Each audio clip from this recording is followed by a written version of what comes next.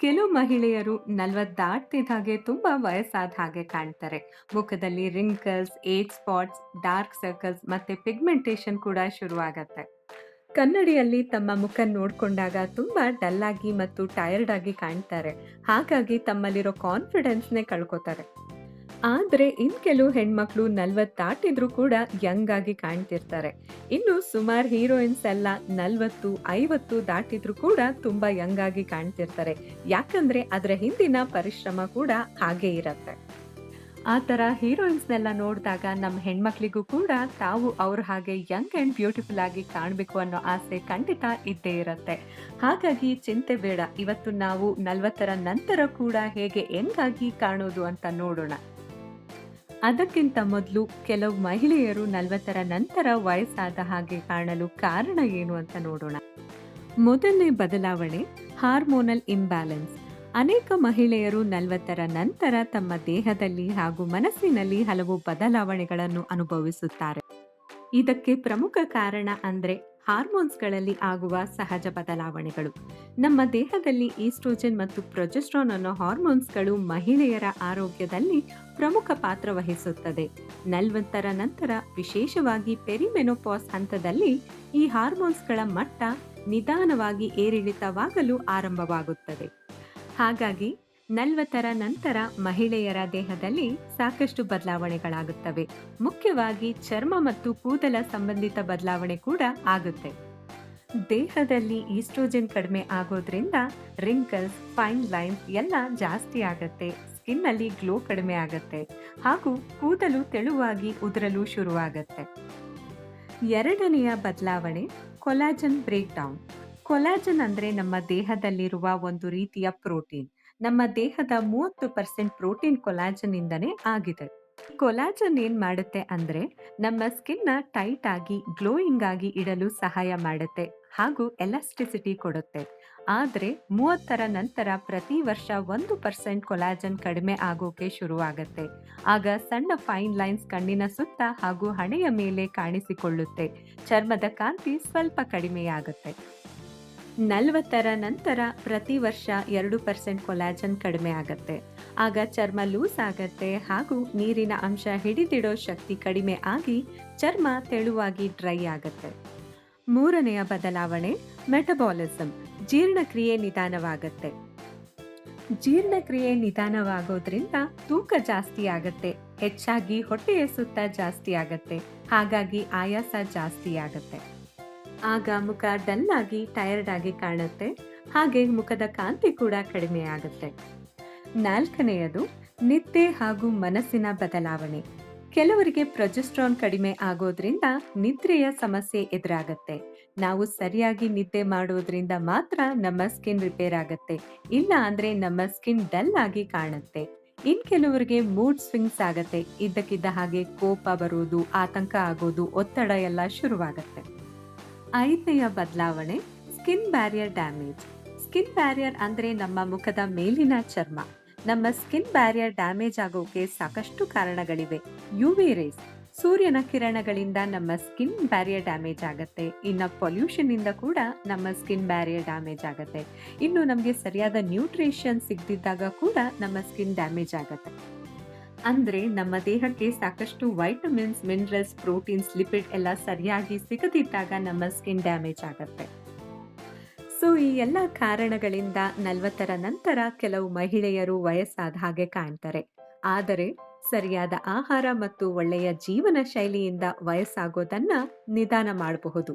So ಬನ್ನಿ ನಮ್ಮ ಇವತ್ತಿನ ವಿಡಿಯೋದಲ್ಲಿ 40ರ ನಂತರ ಕೂಡ ಯಂಗ್ ಆಗಿ ಕಾಣೋದು ಹೇಗೆ ಅಂತ ನೋಡೋಣ. ಮೊದಲನೇದು ಪ್ರೋಟೀನ್ ಇಂಟೇಕ್. 40 ವರ್ಷ ದಾಟಿದ ಮೇಲೆ ಯಾವುದೇ ಕ್ರೀಮ್ ಹಚ್ಚಿದ್ರು, ಎಷ್ಟೇ ಸ್ಕಿನ್ ಕೇರ್ ಮಾಡಿದ್ರು ಕೂಡ ಸ್ಕಿನ್ ಅಲ್ಲಿ ಗ್ಲೋ ಇರಲ್ಲ.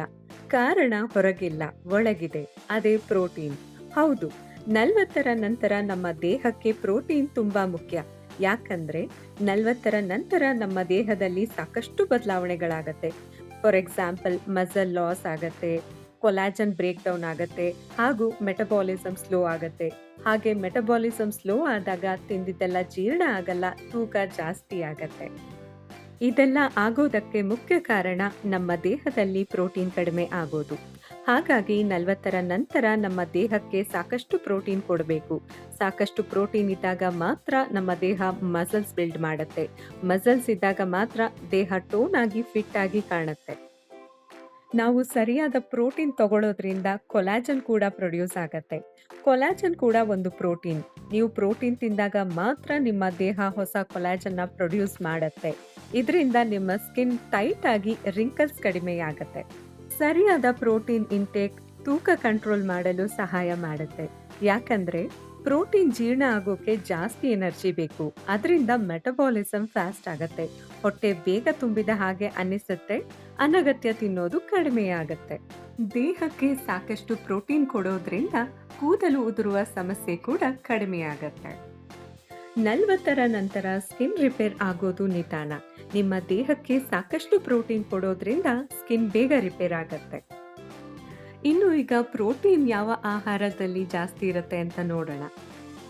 ನೀವೇನಾದ್ರೂ ವೆಜಿಟೇರಿಯನ್ಸ್ ಆಗಿದ್ರೆ 1 ಕಪ್ ಬೇಳೆ ಮತ್ತು ಕಾಳುಗಳಲ್ಲಿ 15 ಗ್ರಾಮ್ಸ್ ಪ್ರೋಟೀನ್ ಸಿಗತ್ತೆ. 100 ಗ್ರಾಮ್ಸ್ ಪನ್ನೀರಲ್ಲಿ 14 ಗ್ರಾಮ್ಸ್ ಪ್ರೋಟೀನ್ ಸಿಗತ್ತೆ. 1 ಕಪ್ ಮೊಸರಲ್ಲಿ 10 ಗ್ರಾಮ್ಸ್ ಪ್ರೋಟೀನ್ ಸಿಗತ್ತೆ. 1 ಮುಷ್ಟಿ ಬಾದಾಮಿ ಮತ್ತು ಕಡಲೆಕಾಯಲ್ಲಿ 7 ಗ್ರಾಮ್ಸ್ ಪ್ರೋಟೀನ್ ಸಿಗತ್ತೆ. 100 ಗ್ರಾಮ್ಸ್ ಸೋಯಾ ಮತ್ತು ಸೊಪ್ಪಲ್ಲಿ 200 ಗ್ರಾಮ್ಸ್ ಪ್ರೋಟೀನ್ ಸಿಗುತ್ತೆ. ಇನ್ನು ನೀವೇನಾದ್ರೂ ನಾನ್ ವೆಜಿಟೇರಿಯನ್ಸ್ ಆಗಿದ್ರೆ 1 ಮೊಟ್ಟೆಯಲ್ಲಿ 6 ಗ್ರಾಮ್ಸ್ ಪ್ರೋಟೀನ್ ಸಿಗತ್ತೆ. 100 ಗ್ರಾಮ್ಸ್ ಚಿಕನಲ್ಲಿ 25 ಗ್ರಾಮ್ಸ್ ಪ್ರೋಟೀನ್ ಸಿಗತ್ತೆ. ಹಾಗೂ 100 ಗ್ರಾಮ್ಸ್ ಫಿಶಲ್ಲಿ 22 ಗ್ರಾಮ್ಸ್ ಪ್ರೋಟೀನ್ ಸಿಗತ್ತೆ. ಎರಡನೆಯದು ವಿಟಮಿನ್ ಸಿ ಹಾಗೂ ವಿಟಮಿನ್ ಡಿ ಇಂಟೇಕ್.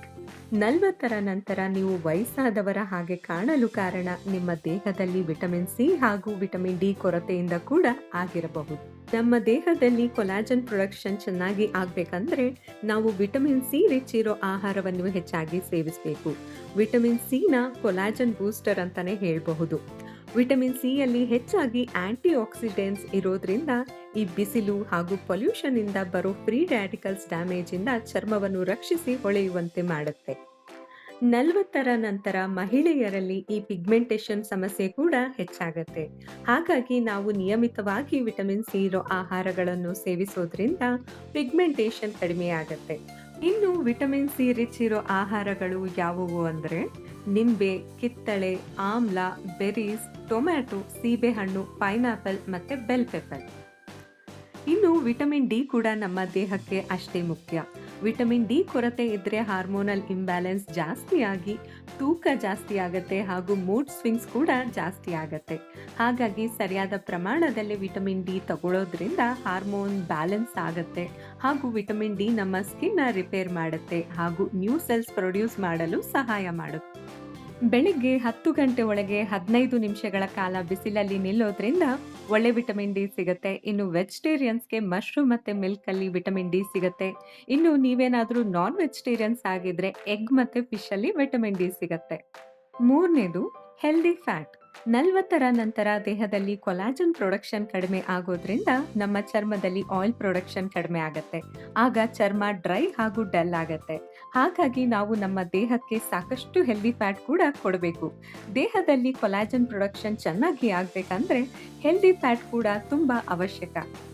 ಈ ಹೆಲ್ದಿ ಫ್ಯಾಟ್ ಯಾವೆಲ್ಲ ಆಹಾರಗಳಲ್ಲಿ ಸಿಗುತ್ತೆ ಅಂದ್ರೆ flax seeds, chia seeds, pumpkin seeds, sunflower seeds, ಬಾದಾಮಿ, ಅವಕಾಡೋ, ಆಲಿವ್ ಆಯಿಲ್, ತುಪ್ಪ ಮತ್ತು ಕೋಕೋನಟ್ ಆಯಿಲ್ ಅಲ್ಲಿ ಸಿಗುತ್ತೆ. ನೀವೇನಾದ್ರೂ ನಾನ್ ವೆಜಿಟೇರಿಯನ್ ಆಗಿದ್ರೆ ಮೀನಲ್ಲಿ ಸಿಗುತ್ತೆ. 4ನೇಯದು ಸ್ಕಿನ್ ಕೇರ್ ರುಟೀನ್. ಇಲ್ಲಿ ತನಕ ನಮ್ಮ ದೇಹದ ಒಳಗಿನ ಆರೈಕೆ ನೋಡಿದ್ವಿ. ಈಗ ನಮ್ಮ ದೇಹದ ಹೊರಗೆ ಹೇಗೆಲ್ಲ ಆರೈಕೆ ಮಾಡೋದು ಅಂತ ನೋಡೋಣ. 40ರ ನಂತರ ದೇಹದಲ್ಲಿ ಕೊಲಾಜನ್ ಕಡಿಮೆ ಆಗೋದ್ರಿಂದ ಚರ್ಮದಲ್ಲಿ ಎಣ್ಣೆ ಅಂಶ ಕಡಿಮೆ ಆಗತ್ತೆ. ಹಾಗಾಗಿ ಚರ್ಮ ಡ್ರೈ ಹಾಗೂ ಡಲ್ ಆಗಕ್ ಶುರುವಾಗತ್ತೆ. ಹಾಗಾಗಿ ಒಂದೊಳ್ಳೆ ಸ್ಕಿನ್ ಕೇರ್ ರುಟೀನ್ ಫಾಲೋ ಮಾಡೋದು ಕೂಡ ತುಂಬಾ ಮುಖ್ಯ. ನಿಮ್ಮ ಮಾರ್ನಿಂಗ್ ಸ್ಕಿನ್ ಕೇರ್ ರುಟೀನ್ ಹೇಗಿರಬೇಕು ಅಂದ್ರೆ ಒಂದು creamy based moisturising face wash ಇಂದ ಫೇಸ್ ವಾಶ್ ಮಾಡಬೇಕು. ಸೊ ದಟ್ ನಿಮ್ಮ ಸ್ಕಿನ್ ಇನ್ನೂ ಡ್ರೈ ಆಗಲ್ಲ. ನಿಮ್ದೇನಾದ್ರೂ ತುಂಬಾ ಡ್ರೈ ಸ್ಕಿನ್ ಆಗಿದ್ರೆ ಮಾರ್ನಿಂಗ್ ಫೇಸ್ ವಾಶ್ನ ಸ್ಕಿಪ್ ಮಾಡಬಹುದು. ನಂತರ ಒಂದು ಸೆರಮೈಡ್ ಬೇಸ್ಡ್ ಮಾಯಶ್ಚರೈಸರ್ನ ಅಪ್ಲೈ ಮಾಡಬೇಕು. ಆಮೇಲೆ ಸೂರ್ಯನ ಕಿರಣಗಳಿಂದ ನಿಮ್ಮ ಚರ್ಮವನ್ನು ರಕ್ಷಿಸಲು ಒಂದೊಳ್ಳೆ ಸನ್ಸ್ಕ್ರೀನ್ನ ಬಳಸಬೇಕು. ಇನ್ನು ನಿಮ್ಮ ನೈಟ್ ಸ್ಕಿನ್ ಕೇರ್ ರೂಟೀನ್‌ಗೆ ಬಂದ್ರೆ, ಈಗ್ಲೂ ಕೂಡ ಒಂದೊಳ್ಳೆ ಕ್ರೀಮಿ ಬೇಸ್ಡ್ ಮಾಯಿಶ್ಚರೈಸಿಂಗ್ ಫೇಸ್ ವಾಶಿಂದ ಫೇಸ್‌ನ ವಾಶ್ ಮಾಡ್ಕೊಳ್ಳಿ. ನಂತರ ಒಂದೊಳ್ಳೆ ವಿಟಮಿನ್ ಸಿ ಸೀರಮ್‌ನ ಬಳಸ್ಬೋದು, ಇಲ್ಲ ಹೈಡ್ರೇಟಿಂಗ್ ಸೀರಮ್‌ನ ಬಳಸ್ಬೋದು, ಇಲ್ಲ ಒಂದೊಳ್ಳೆ ಆಂಟಿ ಆಕ್ಸಿಡೆಂಟ್ಸ್ ಇರೋ ಸೀರಮ್‌ನ ಬಳಸ್ಬೋದು. ನಂತರ ಒಂದೊಳ್ಳೆ ಸೆರಮೈಡ್ ಬೇಸ್ಡ್ ಮಾಯಿಶ್ಚರೈಸರ್‌ನ ಅಪ್ಲೈ ಮಾಡಿ. ಇನ್ನೂ ನಿಮ್ಮ ಚರ್ಮ ಡ್ರೈ ಅನ್ಸಿದ್ರೆ ಅದ್ರ ಮೇಲೆ ಆಯಿಲ್‌ನ ಕೂಡ ಅಪ್ಲೈ ಮಾಡ್ಬೋದು. ಫಾರ್ ಎಕ್ಸಾಂಪಲ್ ಕೋಕೋನಟ್ ಆಯಿಲ್ ಇಲ್ಲ ಆಮಂಡ್ ಆಯಿಲ್‌ನ ಕೂಡ ಅಪ್ಲೈ ಮಾಡ್ಬೋದು. 5ನೇಯದು ಪ್ರಾಪರ್ ಸ್ಲೀಪ್. ನೀವು ನಿದ್ದೆ ಮಾಡ್ದಾಗ ಮಾತ್ರ ನಿಮ್ಮ ಚರ್ಮ ರಿಪೇರ್ ಆಗತ್ತೆ. ಹಾಗಾಗಿ ಪ್ರತಿದಿನ 7ರಿಂದ 8 ಗಂಟೆ ಒಳ್ಳೆಯ ನಿದ್ರೆ ಮಾಡ್ಬೇಕು. 6ನೇಯದು ಎಕ್ಸರ್ಸೈಸ್, ವ್ಯಾಯಾಮ. 40ರ ನಂತರ ಪ್ರತಿ ವರ್ಷ 1% ಮಸಲ್ ಲಾಸ್ ಆಗತ್ತೆ. ಆಗ ತೂಕ ಜಾಸ್ತಿ ಆಗತ್ತೆ. ಹಾಗಾಗಿ ದೇಹಕ್ಕೆ ವ್ಯಾಯಾಮ ಕೂಡ ತುಂಬಾ ಮುಖ್ಯ. ವ್ಯಾಯಾಮ ಮಾಡೋದ್ರಿಂದ ಮಸಲ್ಸ್ ಬಿಲ್ಡ್ ಆಗತ್ತೆ. ಮಸಲ್ಸ್ ಇದ್ರೆ ಚರ್ಮ ಲೂಸ್ ಆಗಲ್ಲ, ಫಿಟ್ ಆಗಿ ಕಾಣ್ತೀರಾ. ಮತ್ತೆ ವ್ಯಾಯಾಮ ಮಾಡೋದ್ರಿಂದ ಬ್ಲಡ್ ಸರ್ಕ್ಯುಲೇಷನ್ ಚೆನ್ನಾಗಾಗತ್ತೆ. ಇದರಿಂದ ಚರ್ಮಕ್ಕೆ ಆಕ್ಸಿಜನ್ ಮತ್ತು ನ್ಯೂಟ್ರಿಷನ್ ಜಾಸ್ತಿ ಸಿಗತ್ತೆ. ಹಾಗೆ ಮೆಟಬಾಲಿಸಮ್ ಫಾಸ್ಟ್ ಆಗಿ ಫ್ಯಾಟ್ ಬರ್ನ್ ಆಗತ್ತೆ. ಇದರಿಂದ ದೇಹ ಮತ್ತು ಮುಖ ಸ್ಲಿಮ್ ಆಗಿ ಯಂಗ್ ಆಗಿ ಕಾಣತ್ತೆ. ಹಾಗಾಗಿ ಪ್ರತಿದಿನ 20 ನಿಮಿಷ ವ್ಯಾಯಾಮ ಮಾಡೋದು ತುಂಬಾ ಮುಖ್ಯ. ಹಾಗೆ ಅರ್ಧ ಗಂಟೆ ವಾಕ್ ಮಾಡೋದು ತುಂಬಾ ಒಳ್ಳೇದು. ದೇಹನ ದಂಡಿಸೋದ್ರಿಂದ ಸಣ್ಣ ಆಗ್ತೀರಾ, ನಿದ್ದೆ ಚೆನ್ನಾಗಿ ಬರುತ್ತೆ ಹಾಗೂ ಮನಸ್ಸು ಶಾಂತವಾಗಿರತ್ತೆ. 7ನೇದು ನೀರನ್ನು ಚೆನ್ನಾಗಿ ಕುಡಿಬೇಕು. ನಿಮ್ಮ ಚರ್ಮ ಚೆನ್ನಾಗಿರ್ಬೇಕು ಅಂದ್ರೆ ನೀರ್ನ ಚೆನ್ನಾಗಿ ಕುಡಿಬೇಕು. ಅದರ ಜೊತೆಗೆ ಎಳ್ನೀರು, ಮಜ್ಜಿಗೆ ಹಾಗೂ ಹಣ್ಣಿನ ಜ್ಯೂಸ್ಗಳನ್ನು ಕುಡಿಯೋದ್ರಿಂದ ನಿಮ್ಮ ಚರ್ಮ ಹೈಡ್ರೇಟೆಡ್ ಆಗಿರತ್ತೆ. ಇದ್ರೆಲ್ಲದರ ಜೊತೆ ಸ್ಟ್ರೆಸ್‌ನ ಕಂಟ್ರೋಲ್ ಮಾಡಬೇಕು. ಸ್ಟ್ರೆಸ್‌ನ ಕಂಟ್ರೋಲ್ ಮಾಡೋದು ಹೇಗೆ ಅಂದ್ರೆ ಪ್ರತಿದಿನ 10ರಿಂದ 15 ನಿಮಿಷಗಳ ಕಾಲ ಮೆಡಿಟೇಷನ್ ಮಾಡೋದ್ರಿಂದ ನಿಮ್ಮ ಸ್ಟ್ರೆಸ್ ಕಂಟ್ರೋಲ್ ಆಗತ್ತೆ. ಸೊ ನೋಡಿದ್ರಲ್ಲ, 40ರ ನಂತರ ಕೆಲವು ಮಹಿಳೆಯರು ವಯಸ್ಸಾದ ಹಾಗೆ ಯಾಕೆ ಕಾಣ್ತಾರೆ ಹಾಗೂ 40ರ ನಂತರ ಕೂಡ ಯಂಗ್ ಆಗಿ ಕಾಣಲು ಏನೆಲ್ಲ ಫಾಲೋ ಮಾಡಬೇಕು ಅಂತ. ಒಂದು ಮಾತು ಹೇಳಕ್ ಇಷ್ಟಪಡ್ತೀನಿ. 40 ಅನ್ನೋದು ಅಂತ್ಯ ಅಲ್ಲ, ಅದು ಹೊಸ ಆರಂಭ. ನಿಮ್ಮ ಚರ್ಮ, ನಿಮ್ಮ ಎನರ್ಜಿ, ನಿಮ್ಮ ನಗು ಎಲ್ಲವೂ ನಿಮ್ಮ ದಿನನಿತ್ಯದ ಅಭ್ಯಾಸಗಳಿಂದ ಬರುತ್ತೆ. ನೀವು ಸರಿಯಾದ ಆಹಾರ ತಗೊಳ್ಳೋದ್ರಿಂದ ಮತ್ತು ಒಳ್ಳೆಯ ಜೀವನ ಶೈಲಿಯನ್ನು ಫಾಲೋ ಮಾಡೋದ್ರಿಂದ 40ರ ನಂತರ ಕೂಡ ಯಂಗ್ ಆಗಿ ಕಾಣಬಹುದು. ಇನ್ನು ಕೆಲವೊಂದು ಸ್ಕಿನ್ ಕೇರ್ ಪ್ರಾಡಕ್ಟ್ಸ್‌ಗಳನ್ನ ನನ್ನ ವಿಡಿಯೋಗೆ ಟ್ಯಾಗ್ ಮಾಡಿರ್ತೀನಿ ಹಾಗೂ ಡಿಸ್ಕ್ರಿಪ್ಷನ್ ಬಾಕ್ಸ್ ಅಲ್ಲಿ ಮೆನ್ಷನ್ ಮಾಡಿರ್ತೀನಿ, ಚೆಕ್ ಮಾಡ್ಬೋದು. ಐ ಹೋಪ್ ನಮ್ಮ ಇವತ್ತಿನ ವಿಡಿಯೋದಲ್ಲಿ ಸಾಕಷ್ಟು ಮಾಹಿತಿ ಸಿಕ್ಕಿದೆ ಅಂತ. ನಿಮ್ಗೇನಾದ್ರೂ ನಮ್ಮ ಇವತ್ತಿನ ವಿಡಿಯೋ ಇಷ್ಟ ಆಗಿದ್ರೆ ಪ್ಲೀಸ್ ಲೈಕ್ ಮಾಡಿ, ಹಾಗೆ ನಮ್ಮ ಚಾನೆಲ್‌ನ ಸಬ್ಸ್ಕ್ರೈಬ್ ಮಾಡ್ಕೊಳ್ಳಿ. Thanks for watching. ಮತ್ತೊಂದು ವಿಡಿಯೋ ಜೊತೆ ಸಿಗೋಣ.